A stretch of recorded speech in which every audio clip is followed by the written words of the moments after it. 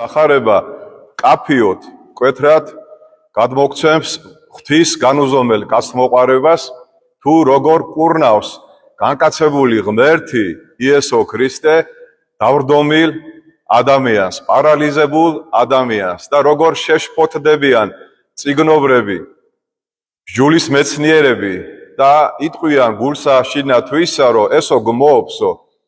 ანუ როცა ადამიანის განკურნება ხდება, ღმერთი შემდეგ სიტყვებს ამბობს, შვილო მოგეტევა შენი ცოდვები, პირველ რიგში ეს არის, იმიტომ რომ ნებისმიერი სნეულება მოდის ჩვენი ცოდვილი მდგომარეობიდან.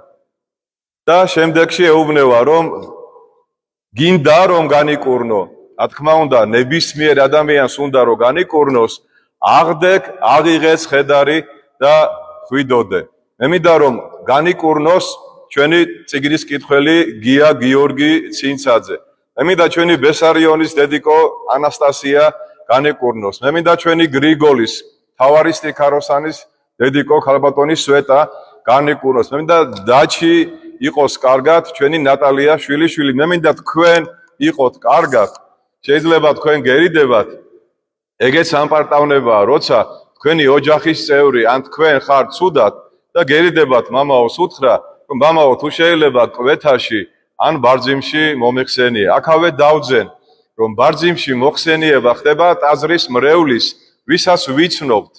იმის ინფორმაციის გაჟღერება ხდება, რომ ყველა მობილიზაცია გამოვაცხადოთ და ჭირში ჭირი გავიზიაროთ და ხინში ხინი გავიზიაროთ. ეს არის ჩემო ძვირფასებო მთავარი კურთხევა უფლისგან, მოტირალებთან იტირეთ, მოხარულებთან იხარეთ. ჩვენი ოთარი გიორგი გულუას შვილი თამარი დაქორწინდა ხუთშაბათს დავწერე ჯვარი და მე მინდა მათ ბედნიერება უსურვო და თქვენი სახელით მიულოცო ამ ოჯახს.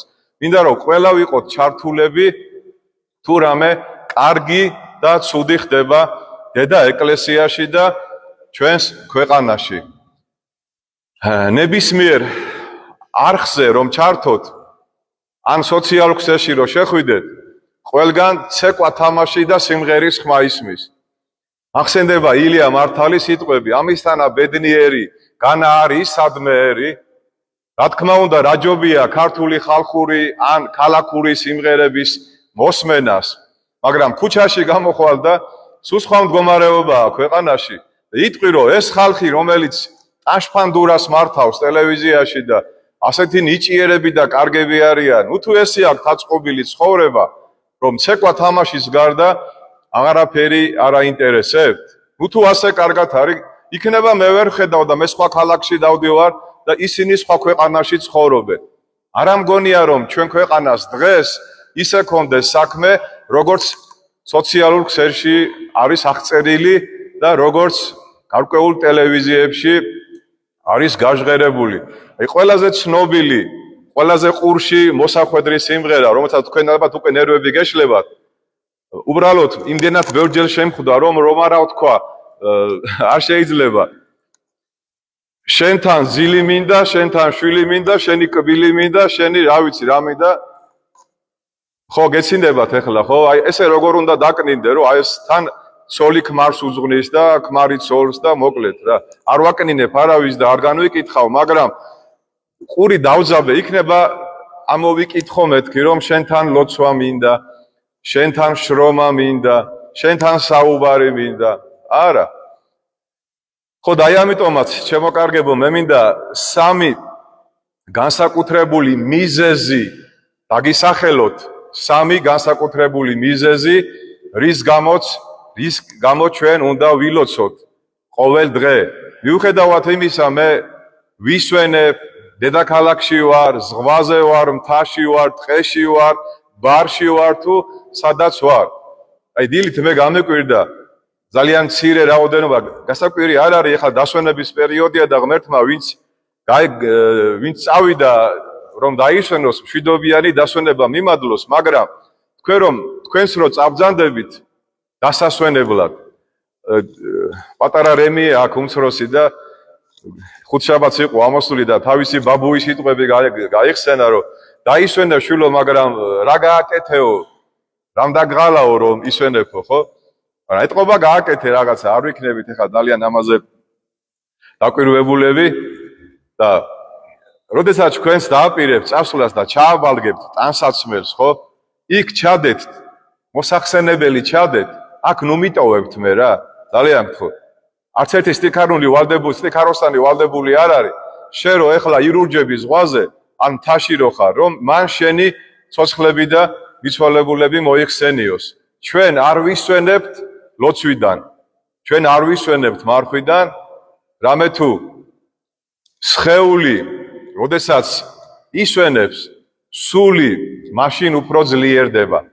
სული მაშინ თითქოს თავისუფლებას გრძნობს და ევედრება ღმერთს, ევედრება მიცვალებულებზე, ევედრება ცოცხლებზე და განსაკუთრებით მაშინ ევედრება, როდესაც ჩვენ არ ველოდებით საფრთხეს. როცა ადამიანი ისვენებს, ფიქრობს ეხლა ჩავალ თბილისში, სახში რემონტებს დავიწყებ. მანქანას გამოვცვლი, ამას გავაკეთებ, იმას გავაკეთებ. მაგრამ სულ არ იცის, რომ შეიძლება საფრთხე ძალიან ახლოს არის მასთან, ხო? მაგრამ როდესაც მას საფრთხე ესტუმრება, აი მაგალითად ჯვარი წერია ყველას, დახჩობა დაიწყო, ხო ადამიანმა. მაშინ სახლის გარემონტებაზე ფიქრობს, ან მანქანის შეცვლაზე? არა, ხო? რას ამბობს? მიშველე, გადამარჩინე, ღმერთო, დამეხმარე, ოღონდ ეხლა აქედან ცოცხალი გამიყვანე და ერთ დღეს არ გავაცდენ წირვას. სულ ახსარება და ზიარებაში ვიქნები. ხო ასია? ასია. ამიტომ სიფხიზლე არ უნდა დავკარგოთ და აი ამიტომაც შეგახსენებთ იმ სამ მდგომარეობას, რომ რის გამოც ჩვენ უფლება არ გვაქვს, რომ ლოცვები არ აღვავლინოთ. პირველი მდგომარეობა ეს არის, რომ ჩვენ ყოველდღე იმიტომ უნდა ვილოცოთ, რომ ღმერთის ხმა გავიგონოთ. ჩვენ ღმერთის ხმა არ გვესმის. კარგად დაუკვირდე, ჩვენ ღმერთის ხმა არ გვესმის. ჩვენ მარტო ჩვენ გეგმებს, ჩვენ სურვილებს, ჩვენს გარკვეულ მიზნებს ვახვევთ ღმერთს თავზე. მომეცი, ეს მინდა, ის მინდა, ეს უნდა გავაკეთო, ყველაზე გაჭირვებული მე ვარ და ასე შემდეგ. და ამ წუთისოფლის ხმაურში, აი ამ ცეკვა და ტაშფანდურაში, ხო? შენ ღმერთის ხმა არ გესმის. შენ ღმერთის ხმა არ გესმის და ამ დროს ღმერთი გაფრთხილებს. ფრთხილად იყავი, შვილო. ილოცე, შვილო. მოდი ჩემთან. შეინანე და ირწმუნე სახარება. ამე თუ განსაცდელი ძალიან ახლოს არის შენთან. სულ არ აინტერესებს განსაცდელს, შენ სადახარ, რა მდგომარეობაში ხარ და რას აკეთებ. როდესაც თქვენ მობრძანდებით წირვაზე, რა თქმა უნდა, იგივეს ფიქრობთ. ეხლა შევალ ამ ხატთან მივალ, ვილოცებ, რომ მე მინდა განკურნება, მე მინდა ჯანმრთელობა, მე მინდა მატერიალური დოვლათი. ამინ, ამინ. რა თქმა უნდა, ღმერთმა მოგცეთ. მაგრამ ძალიან ცოტანი თუ ფიქრობენ იმაზე, რომ ეხლა ნეტა მამაო, რას იქადაგებს, რას გვასწავლის და დღევანდელ წაკითხულ სახარებაში, 60 ქულოში, ზლის პირებში და საკითხავებში რა უნდა რომ ღმერთმა ჩვენ გვითხრას. ეს ჩვენ არ გვაინტერესებს. ჩვენ პატარა ბავშვით მამას და დედას რო ქაჩავს, ეს მიყიდე, ის მიყიდე, აქ წამიყვანე, აქ წამომიყვანე. არა და მამა რას გეუბნება და დედა რას გეუბნება? რატო ეგ არ გაინტერესებს შემოკარგო? რატო ეგ არ გინდა რომ გაიგო? არა, არ გაინტერესებს. ცალმხრივი ურთიერთობა უფალთან არ არსებობს, შემოძვირფასებო. მინდა, არა, რა გინდა უფალო? პავლემ რა უთხრა ყოფილმა სავლემ? ვინ ხარ შენ უფალო? მარტო მარხვაში კი არა, მარხვის მერეც და რა გინდა რომ გავაკეთო? ანუ ჩვენ ყოველდღე უნდა ვილოცოთ იმისთვის, რომ გავიგონოთ ღმერთის ხმა აი ამ ხმაურში და აურზაურში. მეორე, ყოველდღე ადამიანმა უნდა ილოცოს იმიტომ, რომ მისი გონება განახლდეს და გული დამშვიდეს და სულიერი სიმშვიდე მოიპოვოს. მეტანოია. რას ნიშნავს მეტანოია? ბერძნული სიტყვა და ნიშნავს გონების განახლებას, არა გულის განახლებას, არა თირკმელების განახლებას, არამედ გონების განახლებას. თუ ადამიანის გონება არ განახლდა, თქვენ იცით ხომ მობილური ტელეფონი ყოველ თვეში, ორ თვეში ერთხელ მოდის გარკვეული მოწოდება, რომ განაახლე, დააჭირე, თანახმა იყავი, რომ შენი მობილური ტელეფონი განახლდეს, აპლიკაციები რომ განახლდეს. თუ კი მობილურ ტელეფონს ჭირდება განახლება, რამდენად აღმატებულია ჩვენი გონება მობილურ ტელეფონზე და რამდენად ჩვენ გონება სჭირდება განახლება წმენიდან წმენაში, სიყვარულიდან სიყვარულში, სიკეთიდან სიკეთეში, მეგობრობიდან მეგობრობაში, ადამიანობიდან ადამიანობაში, ღვთისკენ სვლაში. განახლებულია ჩვენი გონება? დიდება უფალს. პავლე მოციქული ამბობს, რომ ჩემი გონება აღარა მაქვს, ჩემში უკვე იესო ქრისტეს გონებაო გამოისახა. აბედნიერება, როცა შენ გონებაში იესო ქრისტეს სწავლება, დარიგება და შეგონებები ისმის და არა მარტო შენ გესმის, შენ მეუღლეს ესმის, შენ შვილებს ესმის, შენ ახლობლებს ესმის. განახლებული ადამიანი ძალიან ცოტა მინახავს. ჩვენ რჩებით ისეთი როგორიც ვიყავით, მაგრამ აღსარების თქმა ვისწავლეთ, ზიარების მიღება გვინდა, სიკეთესაც ვაკეთებთ, მაგრამ ჩვენ იგივენი ვჩებით მარად და მარად. ჩვენ რომ განვიხთოთ, ჯერ უნდა გაავდამიანდეთ. პირდაპირ ვერ განიხთობა ვერავინ. ჯერ უნდა გახდე კარგი ადამიანი და შემდეგში დაიწყება განხთობა. მე ადრე გითხარით, არ ვიცი თქვენ გახსოვთ თუ არა, არსებობს ეტაპები განხთობის, ხო? სინას მთაზე ადის მოსე, ფერდობზე, ეს ფერდობი თანდათან დამრეცი ხდება და რაც მაღლა ადიხარ და წარმატებული ხდები, უფრო დიდია საფრთხე, რომ დაგორდე, დაცურდე და დაიმტვრე. ამიტომ არ გირჩევთ ჩქარ-ჩქარა სიარულს, ძალიან ნელა, გააზრებულად, საკუთარ თავში ჩაღრმავებით, გონების განახლებით, მაშინ როცა გვესმის ღვთის სიტყვა და გონება განახლდება, გული შეიცვლება, გულში შემოდის იესო ქრისტე და მესამე, უყურეთ რა საინტერესოა, მესამე მდგომარეობა, რატომაც ჩვენ ყოველდღე უნდა ვილოცოთ, რომ ურთიერთობა დავამყაროთ ჩვენს ოჯახის წევრებთან, ჩვენს მტრებთან და ჩვენს ახლობლებთან, განსაკუთრებით ემიგრანტებთან, რომლებიც არიან საქართველოსდან გასულები და ჩვენ მათგან მხოლოდ თანხას ველოდებით. დედა, ბებია, გამომიგზავნე, ეს ამაქვს საყიდელი, ის ბიზნესი უნდა დავიწყო და გეზარება, რომ შენი ახლობლები მოიხსენიო.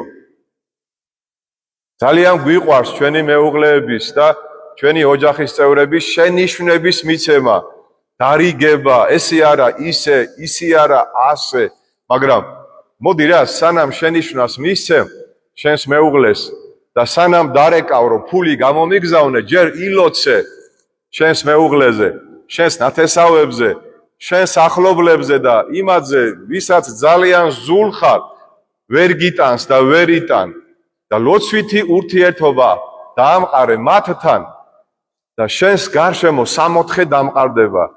როცა შენი გონება განახლებულია, ოდესაც შენი გული შეცვლილია, ოდესაც შენ მეტანოია განიცადე და ლოცვა დაიწყე, გამერწმუნეთ, რომ თქვენს ოჯახში უკვე ჩხუბი და აყალმაყალი აღარ იქნება. თქვენი მეუღლე დაგიგდებთ ყურს და გეტყვით, დიახ ძვირფასო, გავიგე, ჩემო კბილო და ჩემო კარგო ადამიანო. რატო იცით, ჩემო ძვირფასებო? იმიტომ რომ ნებისმიერი სახელმწიფო შედგება ქალაქებისგან და რაიონებისგან. ქალაქები და რაიონები შედგება ოჯახებისგან. ოჯახები ვისგან შედგებიან? ქმრებისგან, ცოლებისგან და შვილებისგან. და თუ ოჯახებში არ იქნება ღვთის სიტყვა ნაქადაგები, თუ ოჯახის უფროსი არ იქნება ეკლესიური, გონება განახლებული, გულგანწმენდილი ადამიანი, იმ ოჯახში სიმშვიდე, სიყვარული სიკეთე და ბედნიერება ვერ დაისადგურებს. მარტო მითითებების მიცემა, ყვირილი, წივილი და ბილსიტყვაობა საქმეს არ აკეთებს. სანამ მთავრობა არ დაიწყებს ხალხზე ლოცვას და ხალხი არ ილოცებს მთავრობაზე, თქვენ იცით რომ წირვა რო იწყება მშვიდობიანი კვერექსი, მესამე კვერექსი უკვე არის რომ ღვთივდაცული ერი ჩვენი მთავრობა და მხედრობა მისი მოიხსენე უფალო. ეს სიმბოლურად კი არ არის, ჩემო კარგებო, ეს თელისული დაგულით არის, რომ რაღაცა კაცო, რაღაცები არ მომწონს, მაგრამ ხმას ვერ ვიღებ, რომ მე პოლიტიკაში გადახვედიო, მეტყვია, მაგრამ არ გავდავედი პოლიტიკაში, მაგრამ რაღაცა ვერ ხედავ, რომ ჩვენი ქვეყანა აღმშენებლობის გზას ადგას. ძალიან ბევრი უცხოელია შემოსული, ჩვენი ქვეყანა პატარა, ვერ დაიტევს ამდენ ხალხს. და ხვალე ჩვენს დებს, ჩვენ სოლებს, ჩვენ შვილებს შეიძლება იმ უცხო გადამთიელმა შეურაცხყოფა მიაყენოს, ამას სისხლის ზღვრა შეიძლება მოყვეს, როგორც ევროპაში ხდება ხალხო და როგორ არ მოგიწოდო? არ გითხრა რატო აკეთებ ამას? რატო აკეთებ ამას? სიყვარულით გეუბნები. გავიგე რომ წინამთავრობა არ ვარგოდა, გავიგეთ, ხო, ჩავაბაროთ ისტორიას, მაგრამ ეხლა ყველაფერი კარგად არის? კარგად მინდა რომ იყოს.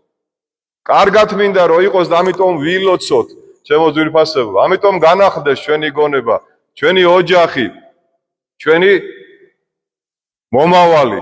რატო გარბიან ჩვენი შვილები, ჩემო ძვირფასებო, საქართველოდან? ყველა ჩვენ შვილს წასვლა უნდა საქართველოდან. ეს ტრაგედია.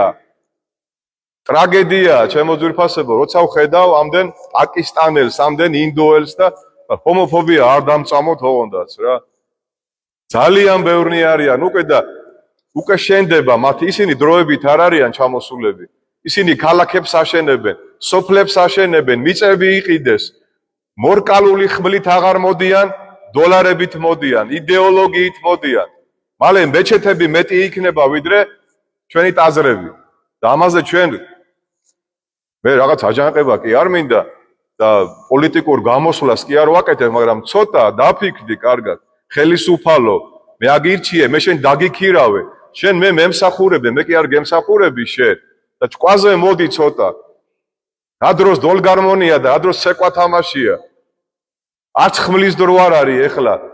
ეხლა არის გონზე მოსვლის დრო და ჩვენ ლოცვით, ცოდნით, თავდაბლობით, სიყვარულით შევაგონოთ, რომ ესე არ შეიძლება. ეს უკვე ძალიან ცუდია. ხვალე ყველგან პრობლემები იქნება თუ არ დაიწყო უკვე ბათუმში ერთ-ერთ თურქულ დასახლებაში ღუდელს შეურაცხყოფა მიაყენეს უკვე. ხვალ მე მომაყენებენ შეურაცხყოფას. მე არ მოვითმე. და ამას მოყვება ძალიან სერიოზული რაღაცეები და ამიტომ ჩვენ ვილოცოთ, მთავრობამ იფიქროს, გადაწყვეტილებები მიიღონ, რომ რა მოყვება ამას, რა მოყვა ევროპაში, თქვენ კარგად ხედავთ, ხო? რა მოყვა? არ ჭორაობდა ბრმა არა ვარ. ხედავ რა მოყვა. არ მინდა იგივე ევროპა, ამერიკაში რა ხდება, ნახეთ აბა ერთი. უკვე საჯარისო ნაწილები გამოიყვანა პრეზიდენტმა, რომ ვერ გააჩერა, ხო? და აქ ჩვენ რისი გამომყვანები ვართ და რისი გამკეთებლები ვართ, ერთი მითხარი, ჩემო კარგებო. ეხლა თქვენთან ამაზე რატო ვსაუბრობ? იმიტომ რომ გაიგოთ ეკლესიის აზრი როგორია, ჩვენ არ აგვძინავს. ჩვენ არ ვიძახით რომ ყველაფერი კარგად არის, მაგრამ მე გასწავლით უბრალოდ რომ თუ ჩვენ ყოველ დღე არ ვილოცებთ და თუ ჩვენ არ შევიცვლებით, არ ჩვენი მთავრობა არ შეიცვლება, არ ჩვენი არავინ არ შეიცვლება. არ გეგონოთ რომ ჩვენ მარტო ალილუიას ვიძახით აქ, მარტო ვაკმევთ და მარტო კვერექსებს ვიძახით, არა. ჩვენ მე პირადად ძალიან მინდა რომ ემიგრანტები დაბრუნდნენ 2.900.000 ადამიანი.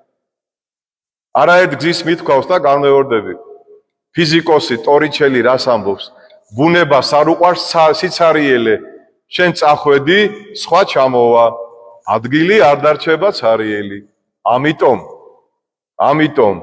თქვენ არ ვიცი გახსოვთ თუ არა, მაგრამ ესეთი პრეზიდენტი, მაშინ პრეზიდენტი არ ეკვა, ცეკვას მდივანი იყო ვასილ მჟავანაძე.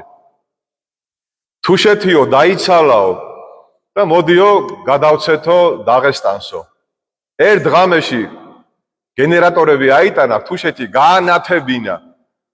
და რო გადაუფრინეს თვითფრინავით. აი ნახეო ხალხი ცხოვრობსო კაცო. როგორი პატრიოტი კაცი იყო ხალხო, გახსოვთ? ვინმე ამ კაცს ახსენებს? ბევრმა ჩვენმა ახალგაზრდამ არ იცის ვასილ მჟავანაძე ვინ იყო, რო ჩამოვიდა ქართულიც კი არისო და ამ კაცმა. ენგურ გესე რომ მიიყვანეს, ინტრიგანები მივიდნენ და უთხრესო ეგურ გესიდანო ცემენტს იპარავს ხალხიო, არაუშავსო სახლებს აშენებენო. აი როგორი კაცი იყო, აი ასეთი მთავრობა მინდა ჩემო კარგებო. ნუ მომატყუებ რა, არ მოვტყუდები რა, მაგრამ არც მოწინააღმდეგე არა ვარ, ოპოზიცია, ეკლესია, ოპოზიცია ვერასდროს ვერ იქნება. ვერც პოზიცია იქნება ეკლესია და ვერც ოპოზიცია. მე მიკვირს იმ მღვდლების ოპოზიციასთანო გარბიან და ქულებს რო იწერენ. ეს ძალიან დაბალი დონეა რა. ეხლა არ იფიქროთ რომ მე რაღაცა პოზიციას უკმევ, არა. ჩვენ დედა ვართ, დედა ეკლესია ვართ და გვინდა კარგად ყოფნა ოპოზიციისას და პოზიციისას, მაგრამ თვალს ვერ დავხუჭავთ, ვერ გავჩუმდებით, როცა პარტა ხდება, ვერანდება და იყიდება საქართველო. როცა იყიდება საქართველო, ვერ გავჩუმდები იმ ჩვენი ცნობილი მომღერალივით, ერთმა აცხონოს თეიმურას ციკლაური ხალხო. ეხლა მეტყვიან, მამაო, ისევ პოლიტიკა, არა, ამ ქვეყნის შვილი ვარ, 5 შვილის მამა ვარ და 2 შვილის პაპა ვარ. და ჩემი შვილები მინდა რომ ამ ქვეყანაში ცხოვრობდნენ. კი ბატონო, განათლება მიიღონ სხვაგან, მაგრამ რატო აქ არ უნდა იყოს უკვე დროა ისეთი სასწავლებლები, როგორც იყო იყალთოს და გელათის აკადემია. სად იყო ევროპაში მაშინ განათლება, როცა მე-11 საუკუნეში რენესანსის აყვავების პერიოდში ვეფხისტყაოსანი იწერება, იოანე პეტრიძე ქადაგებს, ლექციებს კითხულობს და ჯულის კანონი ითარგმანება ქართულად. როგორ ეს იყო, აღარ იქნება, მინდა რომ კიდე იყოს. როგორც არ მინდა ოპოზიციით გელაპარაკო რა, მე მინდა როგორც შენი მოყვასი, როგორც მოყვარემ, როგორც მამაო, მისე გელაპარაკო. ხედავ ყველაფერს რა და ვეღარ ვითმენ უკვე. თქვენ ხო არავის აღარ მოგისმენია, დიდი ხანია ჩემი ასეთი საუბარი, მაგრამ ვეღარ ვჩერდები, ხალხო, არ შემიძლია, ვერ დავხუჭავ თვალებს რა. იქნება ვწდები მითხარით მერე წირვის მერე. იქნება ვწდები და მეჩვენება. არ მეჩვენება, ჩემო კარგებო. ამიტომ ჩვენ ოპოზიციაში კი არ გავდივართ, ლოცვას ვიწყებთ უფრო გაძლიერებით, რომ ჩვენი ქვეყანა და არჩეული ხელისუფლება იდგეს მტკიცედ და შეურყევლად და ეროვნული საქმე აკეთონ. ეკლესია აკეთებს ეროვნულ საქმეს და თუ შენ აგირჩია ეკლესიამ და ხალხმა, შენც აკეთე ეროვნული საქმე. თორე ხალხი რო გაბრაზდება და ხალხი რო გამოიღვიძებს, დაფინანსებული ოპოზიცია კი არა. არ იქნება მშვიდობა და არ იქნება რაღაც სისულელეები, ეგეთი არა. აი, ჯვრებით და ხატებით რო არ გამოვლენ, როგორც 17 მაისს მოხდა. აი ეს ხალხი რო გამოვა, არავისგან დაფინანსებული, მერე შენ თავს დააბრალ. კარგად გამიგეთ, ჩემო კარგებო, რა გულის ტკივილი მაქვს, რა მაწუხებს და რა მინდა. მე მგონი რომ ზუსტად ვიცი რომ თქვენს იგივე გაწუხებთ, თქვენს იგივეს ფიქრობთ. მშენებელმა აშენოს, მგდელმა იქადაგოს და წიროს, გლეხმა სოფლის მეურნეობას მიხედოს, მუშამ ქარხანას მიხედოს, ბიზნესმენმა თავის ბიზნესს მიხედოს. ოღონდ ხელს ნუ შეუშლით და ნუ იქნება რაღაცა მიკერძოება და ნეპოტიზმი. მერთმა დალოსოს ჩვენი ქვეყანა, მერთმა გააძლიეროს, გაამტკიცოს, ჩვენ გავაგრძელოთ ლოცვა, ჩვენ გავაგრძელოთ მარხვა, ოთხშაბათი და პარასკევი და იმედი, წმენა და სიყვარული ვიქონიოთ, რომ ჩვენ ქვეყანას ეშველება, ჩემო კარგებო, როცა იქნება. ჩვენთან არის ღმერთი.